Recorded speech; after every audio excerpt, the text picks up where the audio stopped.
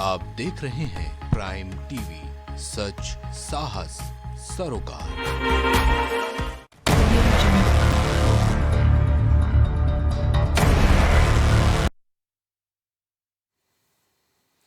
नमस्कार दोस्तों, मैं हूं संजय राजन। स्वागत है आपका प्राइम डिबेट में। दोस्तों, आजकल पूरे देश में सियासी माहौल गरमाया हुआ है। ऐसे में चर्चा का मुद्दा भी इसी के इर्द गिर्द होना लाजमी है। अब देखिए ना, नीतीश से झटका खाए राष्ट्रीय जनता दल के अध्यक्ष लालू प्रसाद यादव कहते हैं मोदी जी कोई अवतारी नहीं है, इनकी विदाई 4 जून को हो जाएगी।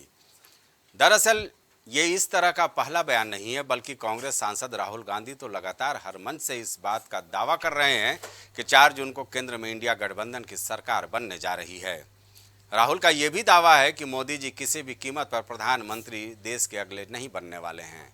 सपा सुप्रीमो अखिलेश यादव कहते हैं भारतीय जनता पार्टी 10 साल में अच्छे दिन तो नहीं ला सकी, लेकिन अब 4 जून को खुशियों के दिन आने वाला है। अभी तक सुनते रहे मन की बात, अब होगी केवल संविधान की बात एनडीए की जाए तो उस मंच से भी विपक्षियों पर हमला बोलने में कोई कसर नहीं दिखता। पहले बात की जाए बीजेपी के सर्वाधिक डिमांडिंग और फायर ब्रांड नेता यूपी के मुख्यमंत्री योगी आदित्यनाथ की। मंच से एलानिया मुख्यमंत्री योगी आदित्यनाथ ने कह दिया कि इस बार चुनाव में एक तरफ फैमिली फर्स्ट वाले और दूसरी तरफ नेशन फर्स्ट वाले लोग हैं। विपक्षी दल रामद्रोही हैं। कांग्रेस ने वीर बहादुर सिंह को केवल इसलिए मुख्यमंत्री पद से हटा दिया कि वो राम भक्त और बाबरी मस्जिद में ताला खुलवाने में अहम भूमिका निभाई थी। भला चुनावी मंच हो और प्रधानमंत्री नरेंद्र मोदी का जिक्र ना हो, ऐसा कहाँ हो सकता है। प्रधानमंत्री मोदी गठबंधन पर सवाल खड़ा करने से नहीं चूक रहे। कहते हैं जब से गठबंधन के चेहरे से हमने नकाब हटाया तब से इंडी गठबंधन का होश उड़ा हुआ है। मोदी जनता को भरोसा देते हैं कि उनका अन्न और पानी उनके जीते जी कोई नहीं छीन सकता। बड़े दावों वालों का ये आखिरी चुनाव है।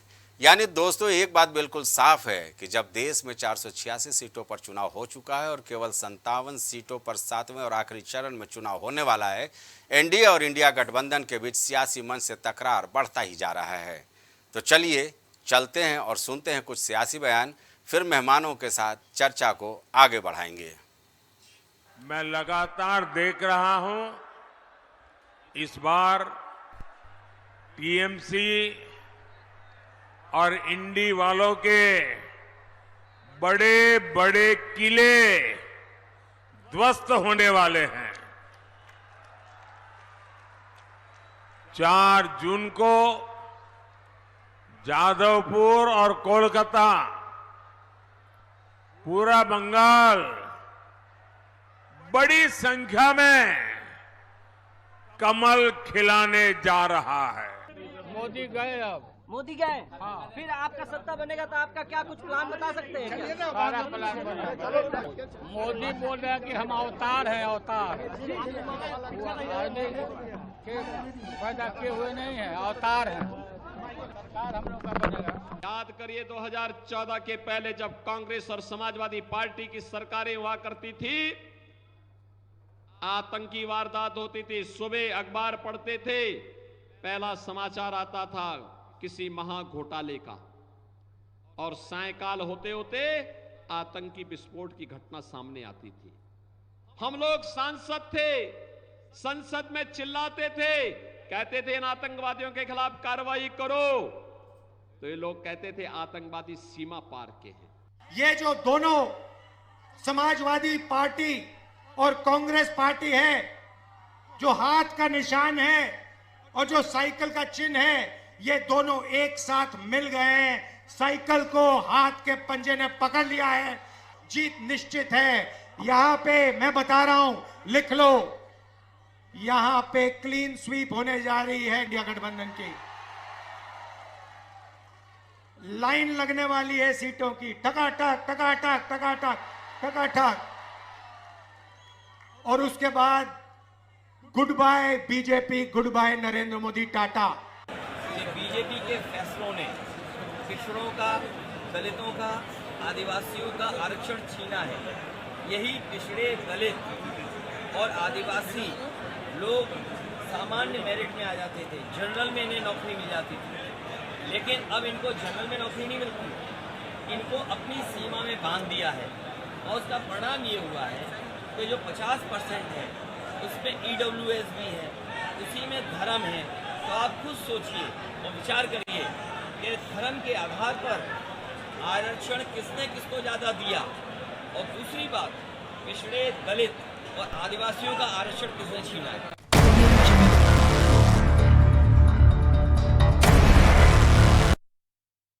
तो सुना आपने किस तरह से सियासी मंच से आरोप प्रत्यारोप का दौर अभी भी अपने चरम पर है।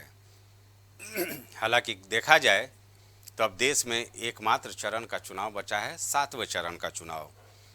57 सीटें शेष हैं जिस पर जमकर सियासत हो रही है और सारे सियासी दलों ने अपनी पूरी ताकत झोंक दी है।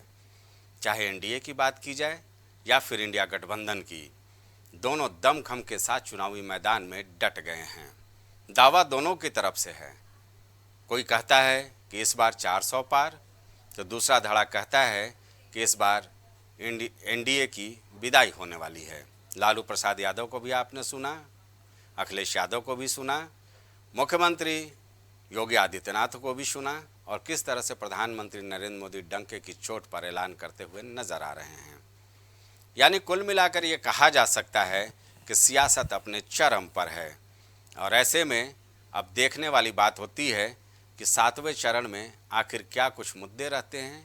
ये तो 1 जून को पता चल जाएगा कि जनता किनके दावों पर यकीन करती है और किसके पक्ष में मतदान करती है। लेकिन इससे भी अहम दिन होगा 4 जून का, जब देश में ईवीएम पर काउंटिंग शुरू होगी और ये तय होगा कि कौन किस ओर जा रहा है, किसको कितनी बढ़त मिलती है, किसका मुद्दा हिट होता है और किसका मुद्दा फ्लॉप होता है। लेकिन फ़िलहाल बात की जाए अलग अलग मुद्दों की, तो मैंने एक लंबी फहरिस्त तैयार की। एनडीए के मुद्दों की बात की जाए जो सियासी मंच से पूरे चुनाव के दौरान गुजरा, उसमें मटन, मंगलसूत्र, मुजरा, पीओके, करप्शन, परिवारवाद, गारंटी, राम मंदिर और विकसित भारत का एक सपना, ये एनडीए की ओर से मुद्दे उठाए गए और विपक्षी दलों को कटघरे में खड़ा करने की कोशिश हुई। इंडिया गठबंधन की बात की जाए तो संविधान, किसानों को एमएसपी, बेरोजगारी, महंगाई, एजेंसियों का दुरुपयोग और मोदी के बाद अमित शाह को सत्ता सौंपने की बात मंचों से उठाई गई। इसके इतर जो ओबीसी आरक्षण की बात की गई, SC/ST आरक्षण की बात की गई, मुस्लिम आरक्षण की बात की गई, ये सब मुद्दे भी सियासी मंच पर जमकर छाए। हालांकि ये बात अलग है कि आम जनता इस बार बिल्कुल साइलेंट है। मीडिया के सामने उनके कुछ बयान आते हैं और हकीकत में अगर आप उनसे बात करने की कोशिश करें तो उनका बयान बदल जाता है। चलिए, हमारे साथ कुछ मेहमान जुड़ गए हैं, हम इस चर्चा को आगे बढ़ाने की कोशिश करेंगे। मयंक जी का बहुत बहुत स्वागत है, आप आरएलडी का पक्ष रखने के लिए हमारे साथ स्टूडियो में मौजूद हैं। डॉक्टर हिलाल नकवी एक बार फिर हमारे साथ जुड़े हैं, कांग्रेस का आप पक्ष रखेंगे।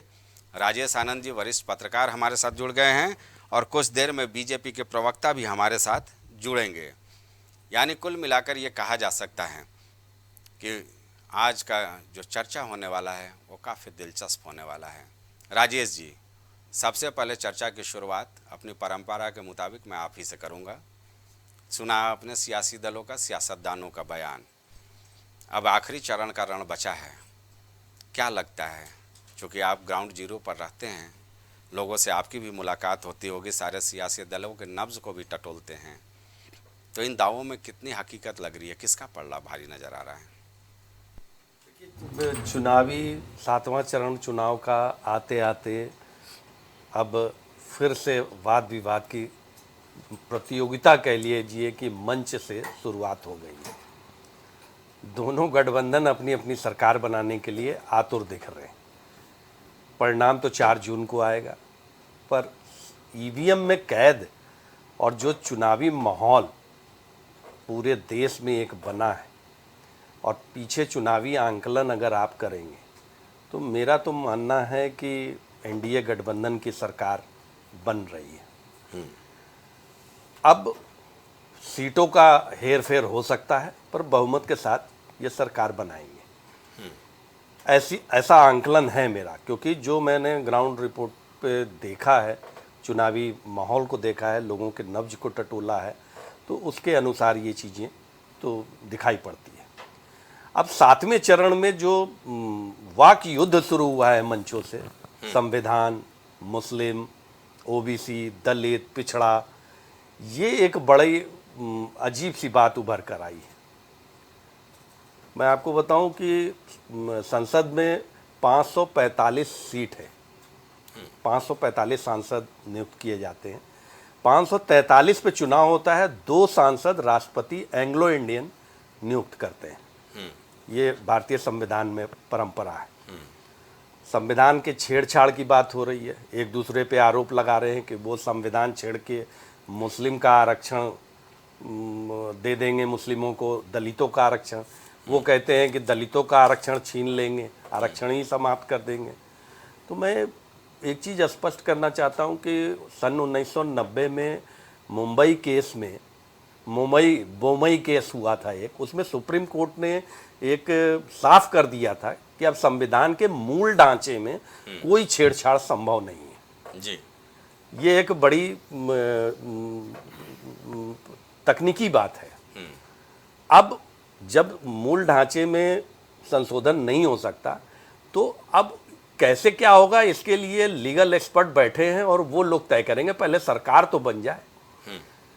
ये एक भ्रामक प्रचार है कि संविधान बदल जाएगा, संविधान से ये हट जाएगा, संविधान को ख़त्म कर दिया जाएगा, नया संविधान बनेगा। तो संविधान के इन सब चीज़ों पे कहीं कोई ये, हालांकि अब तक लगभग हमारा मानना है कि एग्जैक्ट आंकड़ा तो मैं नहीं बता पाऊंगा, पर 100 से तक तो 80-90 संशोधन तो संविधान में हो चुके हैं, जिसमें सबसे ज़्यादा संशोधन कांग्रेस के समय में हुआ है। उस समय ये सब चीज़ें कभी विवाद नहीं हुआ, जनता जानती भी नहीं थी। संसद में बात आई, संशोधन हुआ और संशोधन होकर घुस। आज सार्वजनिक मंचों से संविधान के संशोधन की बात होने लगी है।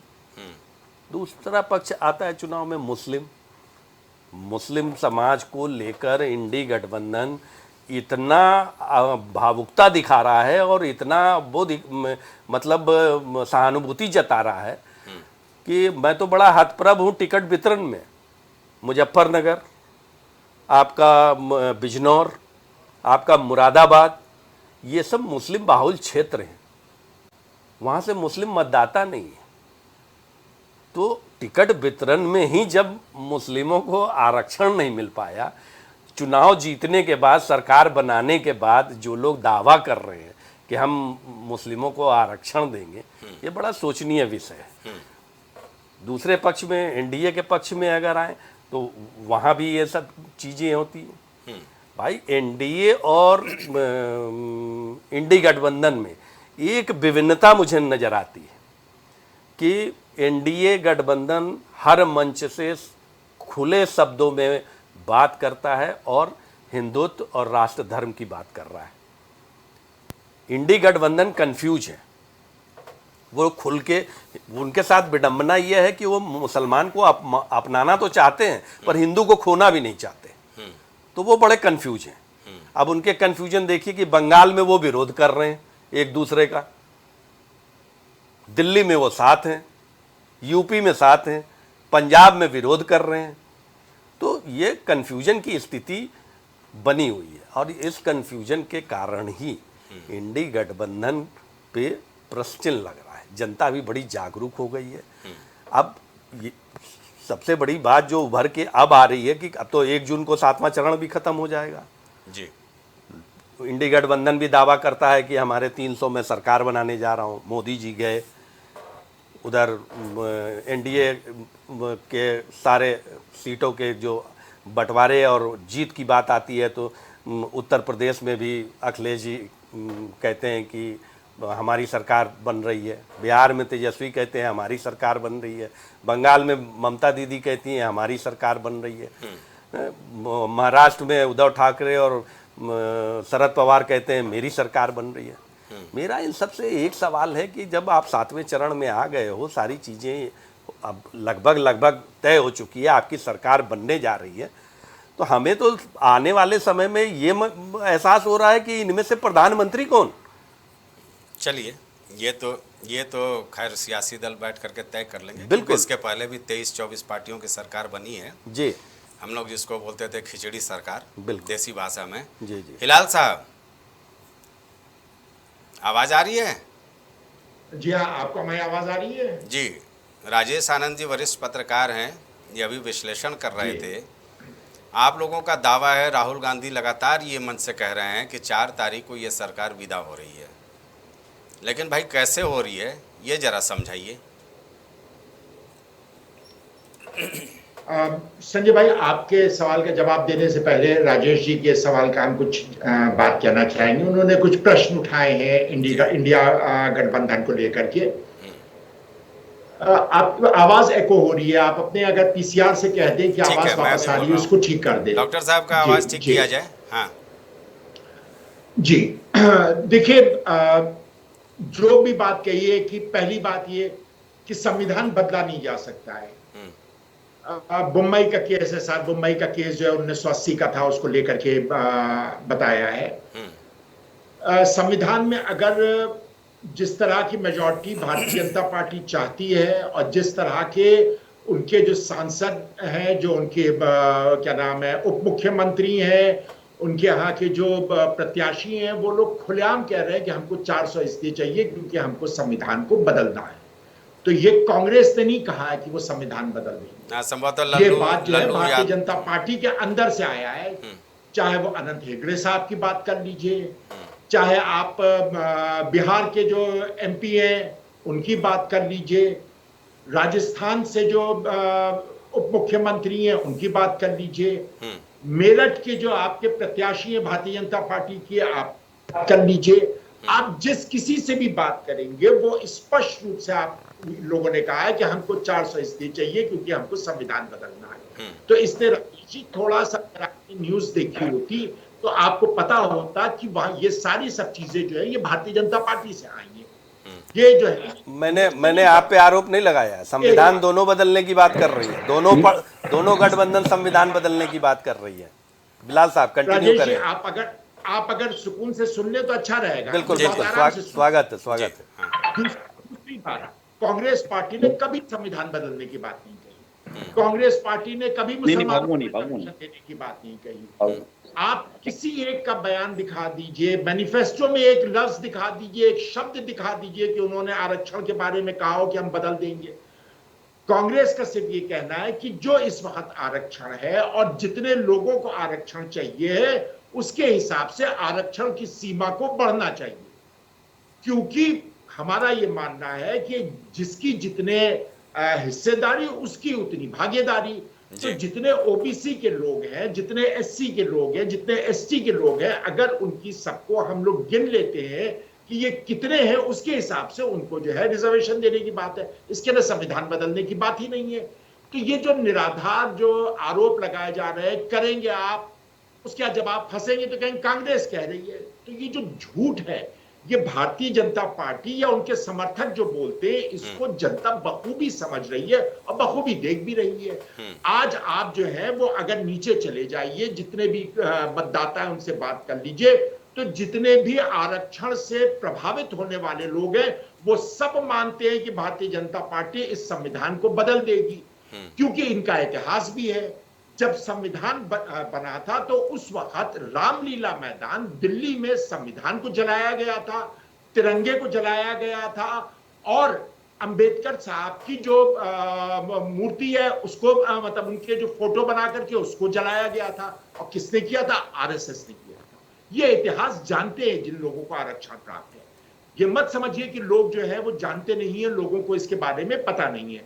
तो पहले ये काम कर चुकी है आरएसएस के, और मोहन भागवत ने कहा कि आरक्षण के ऊपर जो है पुनर्विचार किया जाना चाहिए, जिसमें वो बिहार हारे थे। और आज की भी तारीख में भारतीय जनता पार्टी के सांसद नाम लिया, जैसे अनंत हेगड़े का नाम लिया, गिरिराज सिंह का नाम ले रहे हैं कि उन्होंने कहा, ये लोग कह रहे हैं कि हम बदल देंगे संविधान। तो खुद कहेंगे हम संविधान बदल देंगे, खुद लोग संविधान की प्रतियां जलाएंगे जब संविधान बना है, खुद लोग जो है तिरंगा जलाएंगे, आरएसएस के जो मुख्यालय है उसके ऊपर झंडा नहीं लगाएंगे तिरंगा, सुप्रीम कोर्ट के ऑर्डर से उसके ऊपर झंडा लगाएंगे तिरंगा, और उसके बाद कहेंगे साहब कांग्रेस संविधान बदल ली है। कांग्रेस को संविधान बदलना होता तो हम 400 के ऊपर रखे हुए थे अपने पास ताकत, नहीं बदला था। एक बात।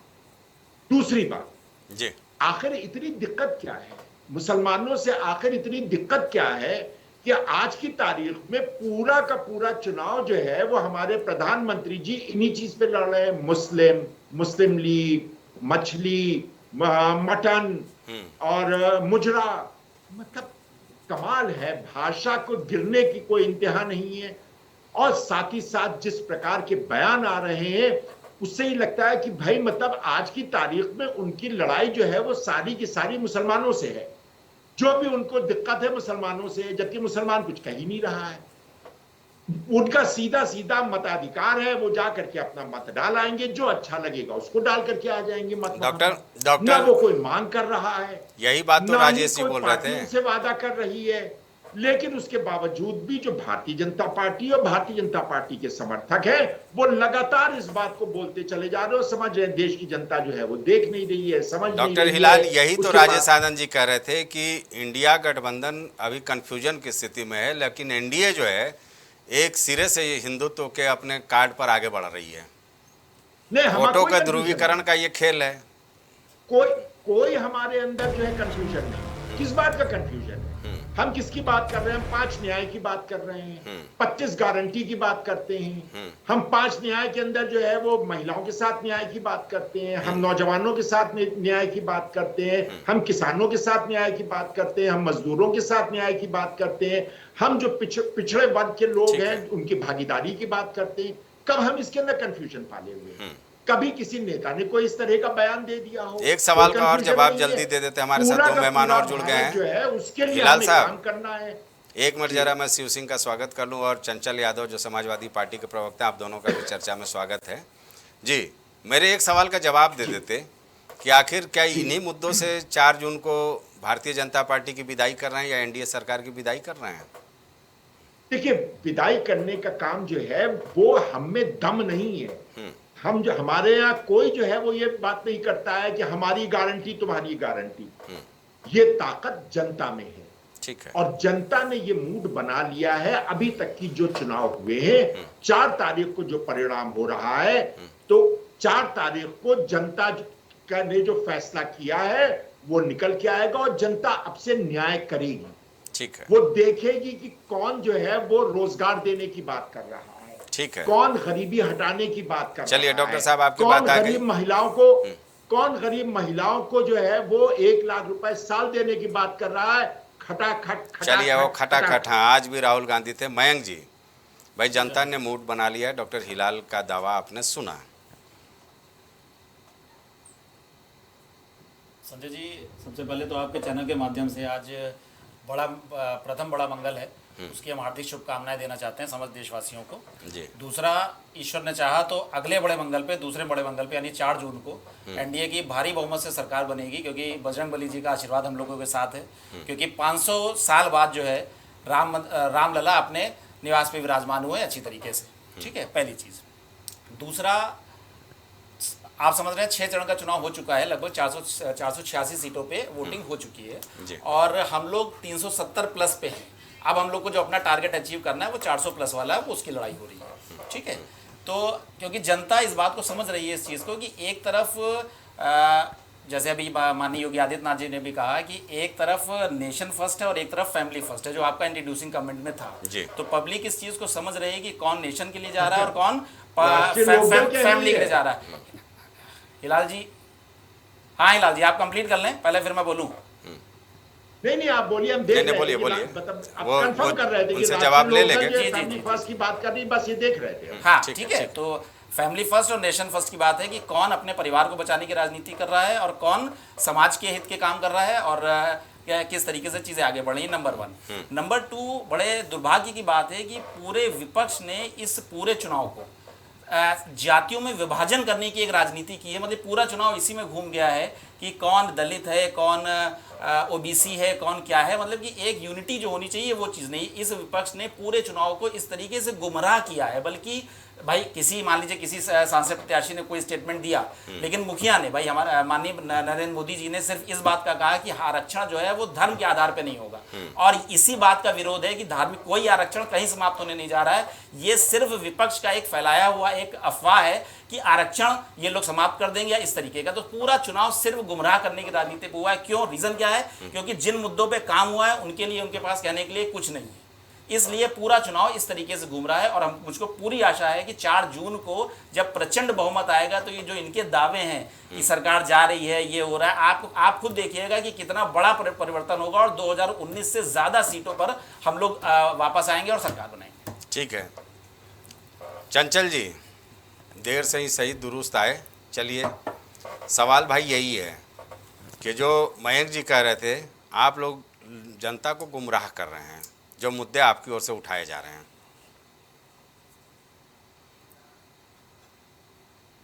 हेलो जी बोलिए। मेरी आवाज जा रही है? हाँ आ रही है, बोले। देखिए, सब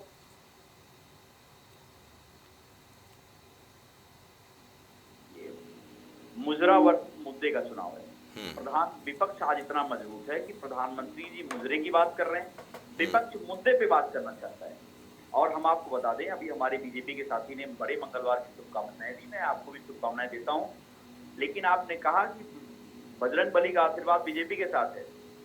आपको बता दें कि बजरंग बली जो है, आपके आदरणीय मुख्यमंत्री जी ने कहा दलित से, तो आदरणीय बजरंग बली जो है पीडीए के साथ है।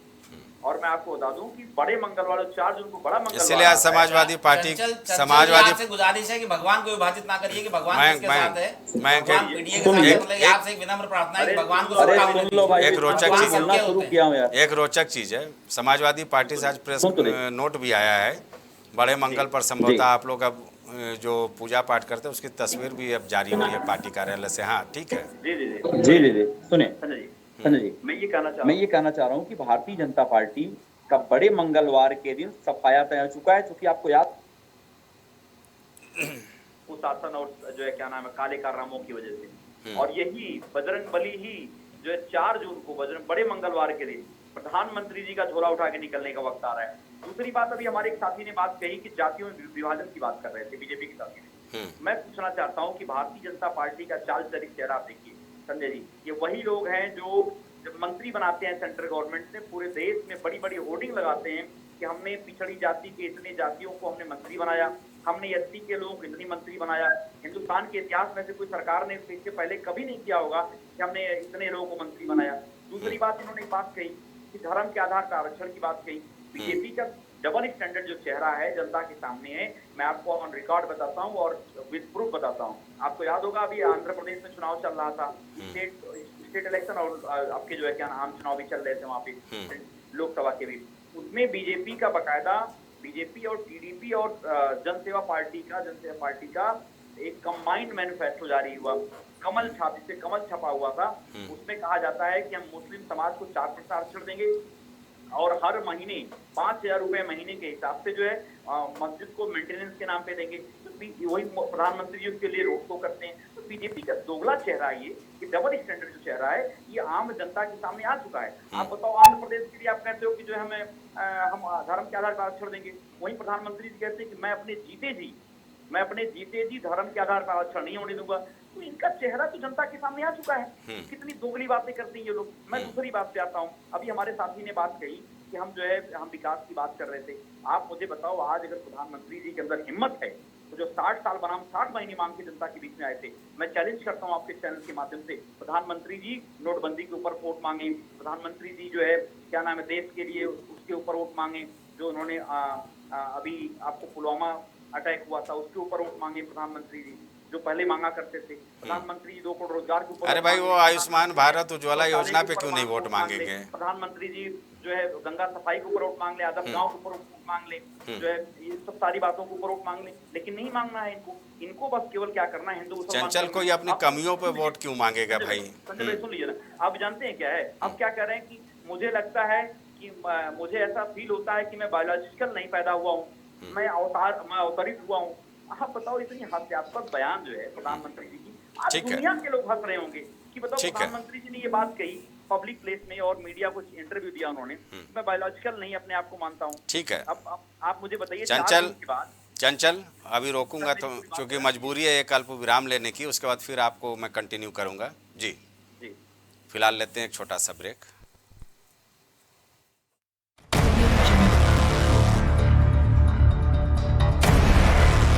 MGM Hospital and Research Center, Advance Neuro and Spine Surgery Centre. आपका स्वास्थ्य ही हमारी प्राथमिकता। पता झलवा प्रयागराज। बच्चों के उज्जवल भविष्य के लिए चुने आदर्श जनता विद्यालय, गोला कस्ता रोड, उमरपुर, लखीमपुर खीरी। एडमिशन के लिए आज ही संपर्क करें। मस्तिष्क मनोरोग, नस एवं नशा मुक्ति के विशेषज्ञ डॉक्टर राकेश पासवान। पता Sitaram hospital, Darbhanga colony, Lowther road, Prayagraj. माँ सरस्वती शिक्षण संस्थान मदुरी, राजकीय मान्यता प्राप्त विद्यालय, जहां होता है भविष्य निर्माण। एडमिशन के लिए आज ही संपर्क करें और अपने बच्चों को दिलाएं बेहतर शिक्षा। जिला Kheri, Uttar Pradesh. Cosmo laser dental clinic and dental implant centre, जो देता है आपको वर्ल्ड क्लास की बेहतरीन डेंटल सुविधाएं। पता प्रथम तल, वृंदावन टावर, ऑपोजिट होटल जेके palace, civil lines, Prayagraj, Uttar Pradesh. संपर्क करें 3938822172। गोयल सुपर स्पेशलिटी हॉस्पिटल आपके लिए लेकर आया है world class heart care facilities, जहां होता है हार्ट समेत सभी बीमारियों का बेहतर इलाज। संपर्क करें Ayodhya road, Chinhat, Lucknow. M planet digital world लेकर आया है इलेक्ट्रिक स्कूटर की दुनिया में नई क्रांति। बेहतर कंफर्ट, आधुनिक सुविधाओं से लैस रोड का नया बादशाह। इलेक्ट्रिक स्कूटी अपनाए, प्रदूषण को कहे बाय बाय। पता प्रोफेसर कॉलोनी, कमला नगर, आगरा। करी भोजपुरी के पहला story telling mobile app यायावरी via Bhojpuri play store से और डूब जाएं दुनिया भर के कहानियन के अद्भुत सागर में आपन भाषा भोजपुरी में। यायावरी वाया भोजपुरी, कथा कहानी आपन बानी। BabaSahebShadi.com, ये पोर्टल वेबसाइट शादी विवाह के रिश्तों के लिए ये बहुत ही भरोसेमंद और बेहतरीन पोर्टल वेबसाइट है। अभी तक बहुत सारे लोगों ने इस पर भरोसा किया है और मनचाहा रिश्ता पाया है। ये पूर्णतः सुरक्षित है। आप आज ही अपना निशुल्क पंजीकरण कराएं और मनचाहा रिश्ता पाएं।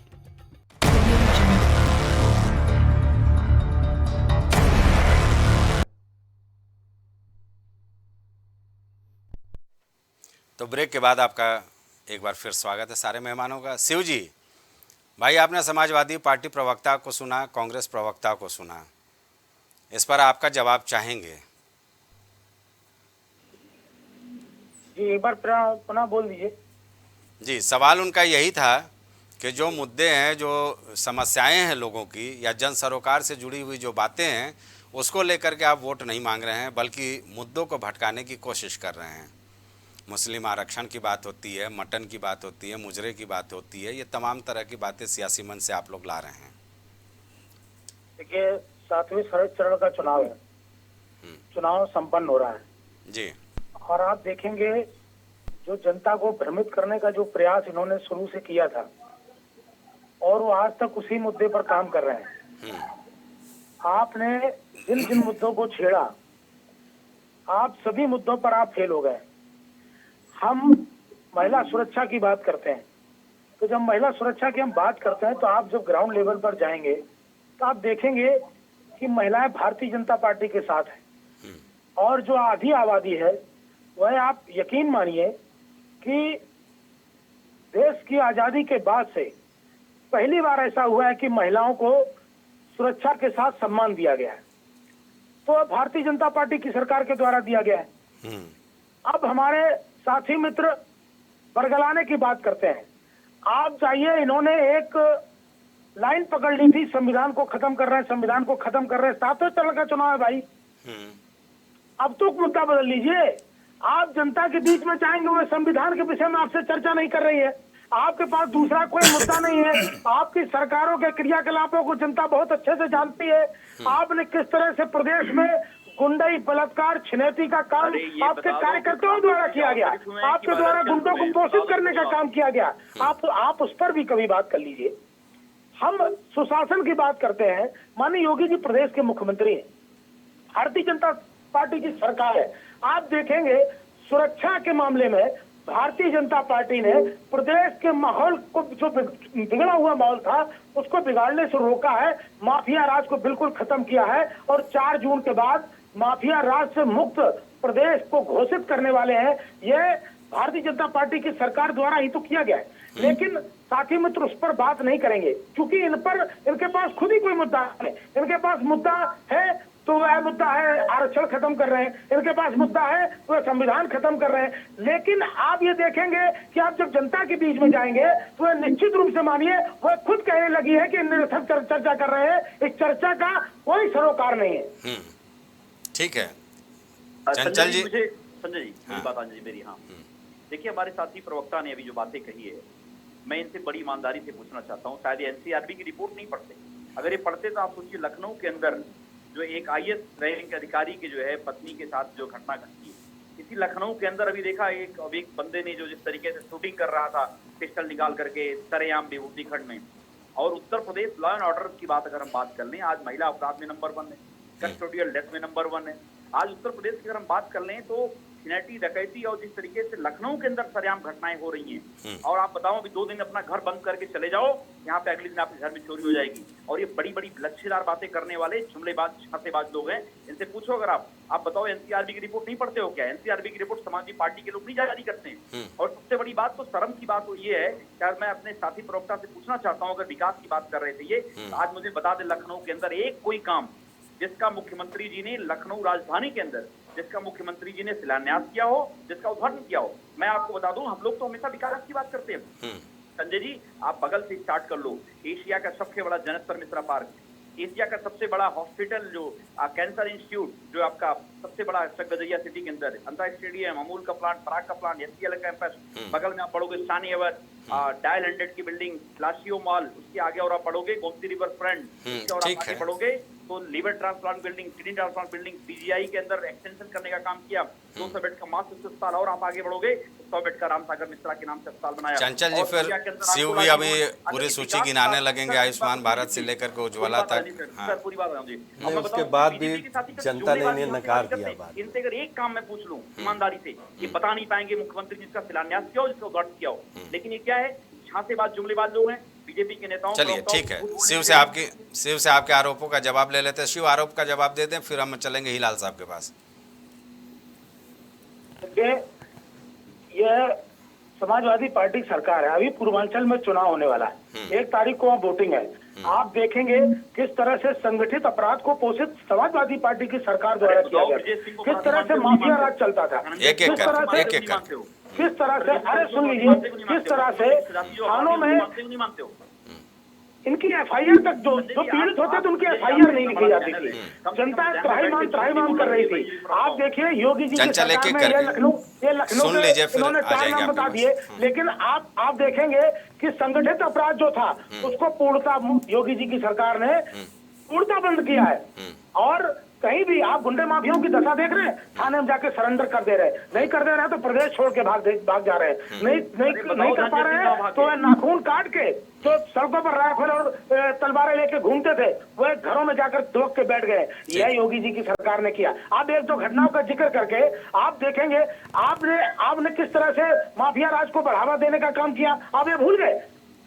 आप की बात करते हैं, ठीक है 100 नंबर आपने बनाई। चलिए दोनों की बातें आगे, दोनों की बातें आगे। नंबर को पुलिस करके अपने कार्यकर्ताओं को संबल प्रदान करने का काम आपने मंच द्वारा किया, उसी पुलिस को आपने अपने कार्यकर्ताओं को बताया कि पुलिस की हैसियत क्या है, आप बात करते हैं। चलिए ठीक है डॉक्टर हिलाल भाई, बीजेपी का साफ दावा है कि उन्होंने महिला सम्मान की बात करते हैं, वो विकसित भारत की बात करते हैं। भाई इसमें आप लोगों को क्यों गुरोज होता है, क्यों एतराज होता है? संजय भाई देखिए, महिला सम्मान जो है वो मणिपुर से शुरू करे हैं, जिसने सारे देश का नाम जो है वो सारी दुनिया में कितना ऊंचा किया था। डबल इंजन की सरकार थी ना मणिपुर में, वहां के ऊपर किसी और की सरकार तो थी नहीं। देखिए उन्होंने महिला सम्मान क्या किया था कि शर्म आ जाए किसी के सामने भी जाते में, और उसके ऊपर एक शब्द जो है वो हमारे प्रधानमंत्री ने नहीं बोला था। किस मुश्किल से संसद में जो है जब बहस करने की बात हुई, वो बहस करने को नहीं तैयार थे, उसमें बात करने को नहीं तैयार थे, और महिला सम्मान की बात करेंगे। उसके बाद में फिर आ जाइए आप ब्रिजभूषण शरण सिंह साहब, उन्होंने क्या सम्मान किया है, जो ओलंपिक की जो गोल्ड मेडलिस्ट लड़कियां हैं, जो कुश्ती के अंदर भारत का नाम रोशन करती हैं, उनके साथ क्या सम्मान का काम किया है ब्रिजभूषण शरण सिंह साहब ने, उसके बारे में बात करेंगे, क्या सम्मान दिलाया है। चलिए और आ जाइए बनारस आ जाइए, वहां पे भारतीय जनता पार्टी के अपने कार्यकर्ता, उन्होंने क्या सम्मान किया है, वहां की जो आईआईटी की छात्राएं थी अरे कुछ तो शर्म करें आप, कुछ तो शर्म करो। कैसे करेंगे शर्म? जो लोग प्रफुल्ल रवन्ना के लिए, जिसके 2000 से ऊपर वीडियो हैं, उसके लिए वोट मांग सकते हो, कह सकते हैं कि इनको वोट मिलेगा तो सीधा वोट वो मेरे पास आएगा। चलिए अब तो रवन्ना आ रहे हैं ना, आप लोगों ने बहुत मुद्दा उठाए। 31 जून को SIT के सामने पेश होने जा रहे हैं वो, ठीक है? जी जी जी, देखिए आ जाए, अच्छा है। तो ये जो है, ये जिस पार्टी का इतिहास है वो कह रहा महिला सम्मान की हमने बात की है। भाई कमाल के लोग हैं ये, किसी तरह की शर्म हया इज्जत कुछ नहीं है, महिलाओं की भी इज्जत नहीं कर सकते। तो वो पार्टी है इसमें। अब रही बात विकास की, चंचल आते हैं। अब विकास के नाम के पर आप देख लीजिए, एक सवाल ले लेंगे फिर राजेश जी के बाद। जो मेरा सवाल एक सेकंड अच्छा रहेगा। विकास के ऊपर अब आप मेरा एक सवाल ऐड कर लीजिए। विकास के नाम के ऊपर आप चलिए हमारे साथ बनारस, एक बार बनारस के विकास के नाम के ऊपर बनारस में जो काम लोग हैं उनको तो मिला है तीसरे और चौथे, जो 3rd क्लास और 4th क्लास एम्प्लॉइज वाला काम होता है वो वाला, सफाई कर दो, डेस्क साफ कर दो। और वहां से विकास कहां हुआ है? गुजरात के व्यापारियों का हुआ है विकास। बनारस का व्यापारी जो है उसका व्यापार समाप्त हो गया। वो जो है वो आज की तारीख में वो मतलब जो तृतीय और चतुर्थ दर्जे का काम है उसके न कर रहा है। वहां के ऊपर जितनी क्रूज चल रही है किसकी है? गुजराती व्यापारियों की है, बनारस के व्यापारियों की नहीं है। लेकिन डॉक्टर एक तो बात है कि जितने मेरे दोस्त और जितने लोग गए हैं वहाँ, काशी विश्वनाथ कॉरिडोर देखकर जो आया है सबने तारीफ की है। चलिए मयंक जी जवाब आपसे ले लेते हैं। के लिए आपने जो है वो पूरी तरह से जो बनारस के सवाल है, बनारस के लोग हैं उनके साथ क्या? एक बात। अब दूसरे नंबर पे आ जाते हैं इसमें चंचल, उसका जवाब लालू यादव ने दे दिया है, वो हमने बाइट चलाई भी दी। दौड़ रही है, स्मार्ट सिटी सारे बन गए हैं। मोदी जी ने जिस गांव को गोद लिया था, जय गांव, उसके अंदर देखिए कितना विकास हो गया है। जो वहां पर घाट है, वहां की सीढ़ियां टूटी हुई है और नमामि गंगे के नाम पे 40,000 करोड़ का भ्रष्टाचार किया है। ये CAG की रिपोर्ट है, ये कांग्रेस की रिपोर्ट नहीं है। संजय जी, ये विकास हुआ है। वाराणसी के अंदर जो आप कॉरिडोर की बात कर रहे हो, मैं आपको ऑन रिकॉर्ड बोल रहा हूँ, आप चेक करा लीजिएगा। समाजवादी सरकार की देन थी जो है, अपनी कैबिनेट से पास कराया। उसके अलावा वो मैं चर्चा कर चुका हूँ चंचल, वो मैंने चर्चा की थी कि अखिलेश कैबिनेट में काशी कॉरिडोर का मामला आया था। इस पर मैं हर चर्चा में बोलता हूँ, लेकिन उसमें काम काफी तेजी से हुआ, इसमें कोई दो राय नहीं। मयंक जी, भाई आपके सामने तो स्थितियां अजीब हैं, क्योंकि आप लोग तो किसान की राजनीति करते हो, लेकिन जब नारी सम्मान की बात आती है तो कहीं ना कहीं बीजेपी पर जो आरोप लगता है, चूंकि आप घटक दल हो तो उनके साथ खड़ा होना पड़ता है। तो स्थितियां तो थोड़ी ऑकवर्ड होती हैं ना आपकी भी। संजय जी, 2006 से हम विपक्ष में थे और इस बात का मैं जवाब कई बार आपको हम दे चुके हैं यहाँ पर कि अब जरूर जवाबदेही, क्योंकि जब NDA की सरकार बनेगी, जब NDA के हम पार्ट होंगे तो जवाबदेही जरूर हमारी रहेगी। तो 2029 में हम पूरा रिपोर्ट कार्ड लेके बैठेंगे आपके सामने कि हमने क्या किया है, क्या नहीं किया, नंबर 1, ठीक है? क्योंकि इसके पहले हम विपक्ष में थे और विपक्ष में रहते हुए भी किसानों के लिए हमने संघर्ष किया है। नंबर 2, अभी जैसे हिलाल जी ने कहा, मणिपुर की घटना का जिक्र किया और हिलाल जी ये चाह रहे थे कि मणिपुर की घटना के लिए बहस, तो अब उस विभत्स घटना का बहस का कराने का क्या स्तर होना चाहिए? मतलब क्या इनके कान इस चीज को बर्दाश्त कर पाएंगे कि जो वहां पर चीर हरण जिस तरीके से हुआ उसके उस मुद्दे को लेकर बहस की जाए, जैसे विपक्ष राजनीति कर रहा है? मणिपुर में जो स्टेप लेना चाहिए था वो माननीय प्रधानमंत्री जी ने लिया, ठीक है?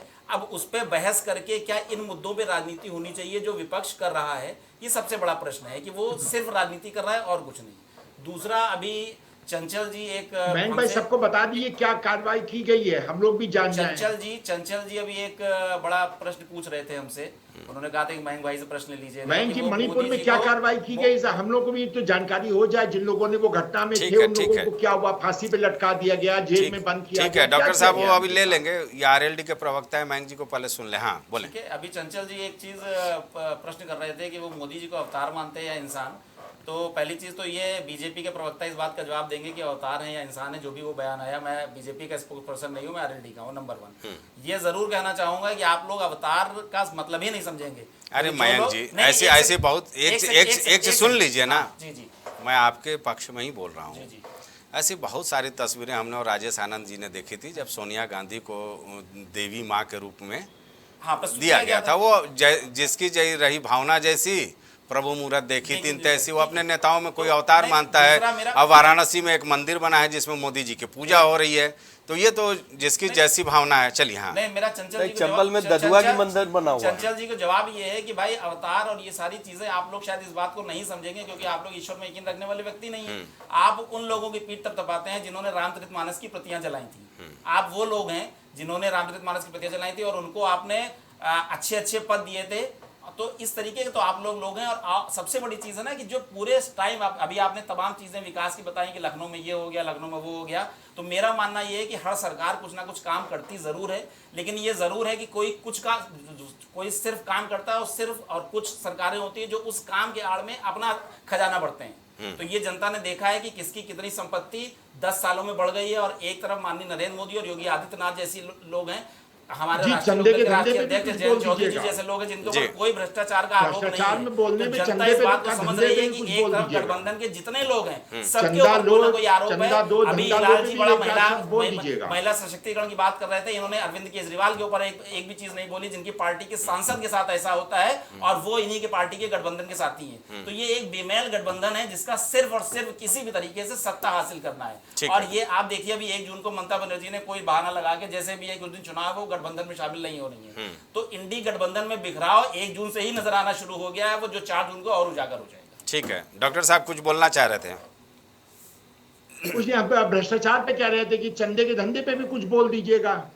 थोड़ा सा उसके बारे में भी अगर बता देते कि वहां के पास जो है वो चंदा दो धंधा लो और तो और सबको कोरोना का टीका तक लगा दिया, 70 करोड़ रुपया लेकर नहीं, ठीक है, सारे देश को जान के मैंने पहले ही बोला था मयंक कि कांग्रेस का आरोप चूंकि आप घटक दल को इसलिए आ रहा है। शिव जी भाई जवाब दे दीजिए डॉक्टर हिलाल के आरोपों का। संजय भाई बस एक सेकंड, जो आपने कहा कि लोगों ने जो है वो सोनिया जी की जो है उसको भी दुर्गा जी की तरह या बहुत तरह से उनकी तस्वीरें दिखाई हैं, उनके अवतार की बात की है। लेकिन 2 चीजों में अंतर है। कभी किसी ने ये कहा कि भगवान जो है वो स्वयं भक्त हैं किसी इंसान के, जैसा कि संबित पात्रा उनके राष्ट्रीय प्रवक्ता ने कहा कि जगन्नाथ जी जो है भगवान जगन्नाथ जी वो मोदी जी के भक्त हैं। ऐसा कभी आपने सुना? अरे भाई कई बार भावनाएं जो होते हैं वो अतिरेक में बह जाते हैं। प्रवक्ता और भावनाओं की बात होती है। India is India is India कि मेरा जन्म जो है वो वैसे नहीं हुआ जैसे इंसान। अरे बहुत सारे उदाहरण है डॉक्टर साहब। समाजवादी पार्टी में मुलायम सिंह यादव के नाम पे एक मंदिर बना था, हालांकि बाद में उसको हटवाया गया था। वो भावनाएं अपनी होती हैं, चलिए उस पर चर्चा करने से बहुत ज्यादा ये नहीं है। संबित पात्रा जी की नजर में अगर वो दिखते होंगे अवतारी तो अवतारी होंगे। राजेश जी नहीं, अवतार दिखे कोई बात, लेकिन भगवान ही उनके भक्त है। ठीक है, संबित पात्रा तो कहते हैं कि भगवान मोदी जी के भक्त, और मोदी जी खुद कहते हैं कि उनका जन्म आम इंसानों की तरह नहीं हुआ, जैसे हमारे आपके माँ बाप है वैसे उनके नहीं है। ये तो मोदी जी भी कह रहे हैं। चलिए ये तो कहने वाली बातें हैं, इसको चर्चा में लाने से क्या होगा। हम सब जानते हैं कि मोदी जी के कौन माँ हैं कौन पिता हैं। शिव जी भाई इस आरोप का जवाब दे दीजिए। कहा है, किसी दूसरे ने नहीं कहा है, उन्होंने खुद ने कहा है। ठीक है, चलिए राजेश जी। जहाँ तक ये जात पात और इन सब चीज़ों की बात है, देखिए श्री राम ने कभी सिंह नहीं लिखा, श्री कृष्ण उन्होंने कभी यादव नहीं लिखा, परशुराम श्री परशुराम इन्होंने कभी शर्मा नहीं लिखा। पर हम लोग जाति में बटे पड़े, यादव सिंह क्षत्रिय दलित इन सब चीज़ों में। मैं थोड़ा सा ध्यान दिलाना चाहूँगा, श्री कृष्ण के बड़े आत्मीय मित्र थे सुदामा, यानी यादव और ब्राह्मण। और विडंबना देखिए कि बिहार में और उत्तर प्रदेश में जो यदुवंश को चला रहे हैं सत्ता में राजनीति में, एक का गठबंधन जो सिंबॉलिक वर्ड आता है वो आता है MY और दूसरे का आता है PDA, माने अपने को यदुवंश के वंशज बताते हैं। और जिनका सबसे सहयोगी परम मित्र सुदामा रहा हो ब्राह्मण, आज की राजनीति कहाँ से कहाँ आई है इसका ज्वलंत उदाहरण है।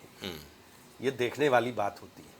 और इन सब जात पात की राजनीति तो होगी। चंचल जी ने कहा, राजेश जी इसमें कोई दो राय नहीं है कि जब से सियासत हम लोग देख रहे हैं, अक्सर ये बोला जाता है, इसमें कई बार रोक भी लगाई गई कि कोई जातिवादी सम्मेलन नहीं होगा। आपको याद होगा अदालत का फैसला भी था, तमाम तरह की चीज़ें थी, लेकिन आज भी उसका नाम बदल दिया जाता है ना, और वो राजनीति का जरिया रहता है। और हमें लगता है कि कोई भी सियासी दल ऐसा नहीं होता है जो जातिगत समीकरण को ध्यान में रखते हुए अपना प्रत्याशी न उतारता हो। यानी कुल मिलाकर के जातवाद तो ख़त्म नहीं होना है, चाहे उसके लिए जो भी आप विश्लेषण कर लें या जो भी कुछ कर लें, चाहे वो जितनी सख्ती कर ली जाए। चुनाव आयोग ने अभी हाल में ही जो दिशा निर्देश जारी किए थे, सियासी दल उसका कितना पालन कर रहे हैं, चाहे वो कांग्रेस हो या भारतीय जनता पार्टी हो या तमाम दल हो, उस पर भी कोई अमल होता नहीं दिख रहा है। फिलहाल अंदर से इशारा हो चुका है कि अब चर्चा को यहीं समाप्त किया जाए। तो फिलहाल मैं सारे मेहमानों का बहुत बहुत शुक्रिया अदा करता हूं। कल फिर मिलेंगे किसी और मुद्दे के साथ, लेकिन ये तो तय माना जाएगा, ये तो तय कहा जाएगा कि आने वाले दिनों में जो आखिरी चरण का जंग है, जो 1 जून को मतदान होना है, उसमें भी हमें लगता है कि आरोप प्रत्यारोप अपने चरम पर नजर आएगा। एक से बढ़कर एक मुद्दे आ रहे हैं। एक तरफ संविधान बचाने की बात हो रही है, दूसरी तरफ आरक्षण बचाने की बात हो रही है। पता नहीं जन सरोकार से हट करके क्या क्या मुद्दे मंच पर तैर रहे हैं। फिलहाल हम चाहते हैं, हमारी कोशिश होती है कि इस चर्चा के जरिए हम जनता तक वो बात पहुंचाएं कि उनके सरोकार के लिए कौन सा सियासी दल उनके साथ खड़ा है। चलिए आज के लिए बस इतना ही, कल फिर मिलते हैं इसी डिबेट में। नमस्कार।